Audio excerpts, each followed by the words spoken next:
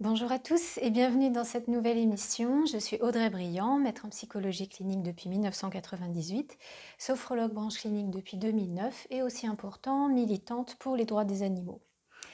Aujourd'hui, je réponds au courrier de Marine. Elle a 29 ans, vit à Toulouse, très déprimée parce que trouver un métier qui lui plaît demeure une énigme tant elle se sent sans passion ni vocation. Rien de particulier ne l'attire et elle me dit errer de job en CDD depuis sa sortie de l'université il y a 4 ans. Elle a obtenu son master 2 d'ingénieur en agronomie.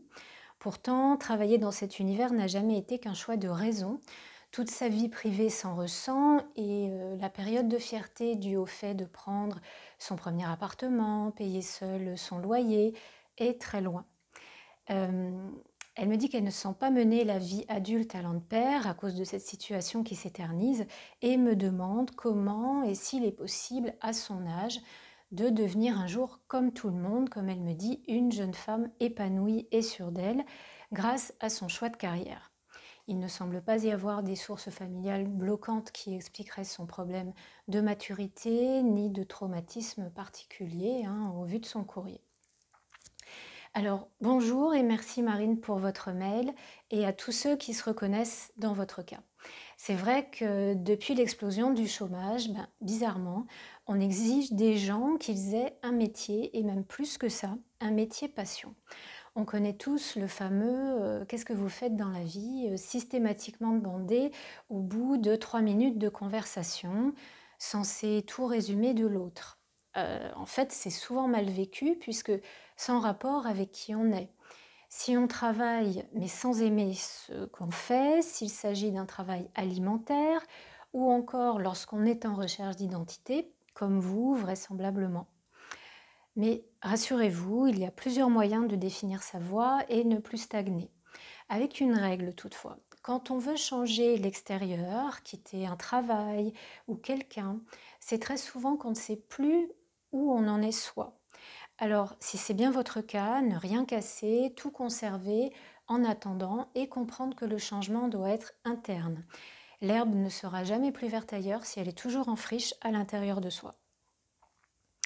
Alors, premièrement, il y a d'abord l'avis de l'entourage. Demandez à vos proches, famille, amis, petits amis et collègues quels métiers leur viennent spontanément à l'esprit pour vous et quel poste. Vous êtes selon eux une bonne exécutante, une dirigeante, vous êtes faite pour travailler seule, en équipe, en salarié ou en libéral. Surtout, demandez-leur une réponse la plus spontanée possible. Ils vous connaissent, voient vos forces et domaines pas top, ainsi que votre personnalité, et une façon d'être au monde qui vous échappe forcément parce qu'elle est inconsciente. Et vous serez sûrement surprise de la précision de leurs affirmations. Ensuite, maintenant vous mènerez votre barque. Il s'agit de réaliser le classique bilan de compétences. On en a tous fait, problème selon l'organisme et l'expérience de la personne qui vous suit. Le choix des tests passés, ils sont d'inégale qualité. Alors après les 3 mois de BCA, on se retrouve avec une liste de 3-5 métiers dans lesquels se réorienter, du style juge pour enfants, rien que ça, vedette de cinéma et théologienne. C'est pas la même chose, il y a des années d'études à refaire. Bref, en général, même si le BCA est bien réalisé et que les métiers retenus plaisent, c'est pas l'heure. On n'est pas prêt intérieurement pour les faire. On se sent rarement fait pour eux au moment où on passe les tests, puisqu'on est en réalité en redéfinition de soi. Donc au final, on se lance dans rien. Ce qu'il est utile de faire soi-même par contre, c'est un mini BCA. Je le fais souvent en consultation. On prend une liste de 10-20 verbes d'action sur Internet, composés dessous de leurs synonymes, qui détaillent en fait cette action. Et alors je vous en ai amené un, et on entoure seulement ceux où on a pris du plaisir. Voilà, je me rapproche un petit peu. Les verbes d'action relatifs à une action où on a juste été doué mais sans plaisir à la faire, on la laisse de côté. Et ceci, pour ses activités, ses emplois, ses loisirs, sa vie quotidienne, même faire les courses et jouer avec son furet si c'est ce que vous adorez. Là, vous remarquerez que ces verbes sont souvent dans 3, 4 mêmes catégories en fait, regroupés globalement sous les listes nommées pour exemple créer, diriger et administrer. Quand ils sont éclatés dans toutes les listes, c'est que vous êtes pluridisciplinaire. Bravo. Conclusion, cela explique tout autant votre difficulté de choix de carrière. Alors, partant de là, vous aurez déjà les idées plus claires avec cette synthèse et donc les prises de conscience qui vont avec. Ensuite, et pour les fonctions qui ne sont pas dans la liste, jouer avec son furet se trouvera peut-être pour vous dans former, donc apprendre à l'animal, mais l'aspect affectif sera dans aucune. Eh bien, listez enfin avec précision tout ce que vous aimeriez changer dans le monde, puis tout ce que vous détestez dans la vie et le monde, enfin tout ce que vous aimez faire dans la vie. Donc 3 listes. Des thèmes récurrents reviendront, comparez-les à votre analyse de rubrique de verbes et refaites la synthèse. Vous verrez plein de concordances dans des domaines identifiés avec des compétences demandées aussi identifiées. Alors ensuite, cherchez sur Internet les listes de métiers ou postes correspondants existants.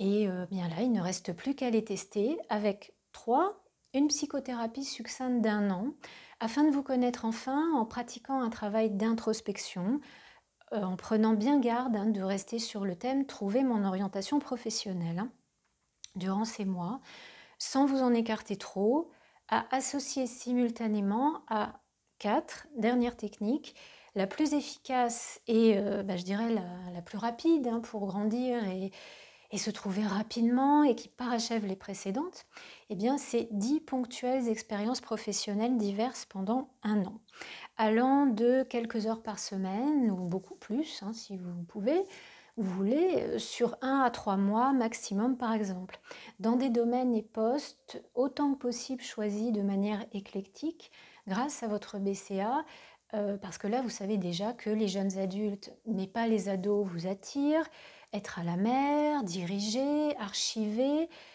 Quelques secteurs se sont détachés aussi, l'aide aux autres et pourquoi pas la menuiserie. Alors, j'imagine bien que ça vous semble une montagne effrayante, mais écoutez ce que dit Boris Cyrulnik à propos des jeunes en perdition. Cyrulnik, je vous le rappelle, est un célèbre neuropsychiatre engagé pour la protection de la nature et des animaux.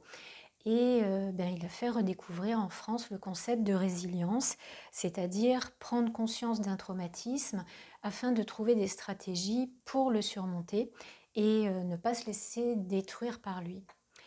Il explique que puisque l'espérance de vie est devenue immense et qu'une fille notamment a toutes les chances d'être centenaire, si après son bac elle perd 1 ou 2 ans, où est le drame ? En Europe du Nord, les pays ont justement décidé d'en faire des années sabbatiques. Les jeunes partent à l'étranger, ont appris une langue nouvelle, ont des expériences, bref, ont mûri et réfléchi à leur choix de vie et apprennent un métier à leur retour. Et il y a très peu d'échecs. Au XIXe siècle, du reste, cela existait aussi pour les garçons en France. Ils partaient sur ces routes tout simplement pour chercher des stages en petits groupes.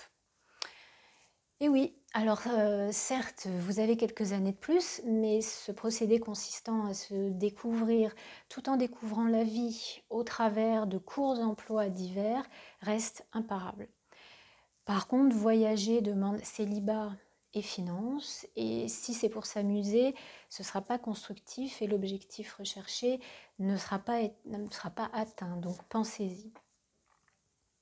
Voilà Marine, j'espère vous avoir aidé grâce à ces méthodes et tous ceux qui sont concernés. Donc je rappelle, demandez l'avis de l'entourage sur le type de poste, de domaine professionnel et quel métier il projette sur vous. Faire ou se faire soi-même un bilan de compétences. Réaliser une courte et ciblée psychothérapie d'1 an, en parallèle de 4, la réalisation de 10 ponctuelles expériences professionnelles variées. Alors, pour finir, comment les trouver, ces quelques heures ou semaines d'expérience de pratique de postes et métiers divers, l'aspect pratique de cette année à s'organiser et comment en obtenir la synthèse sont des points, je sais, qui sont aussi importants et font suite à la question du jour. Alors, rendez-vous dans quelques jours pour cette partie que je vous détaillerai dans la 5e émission.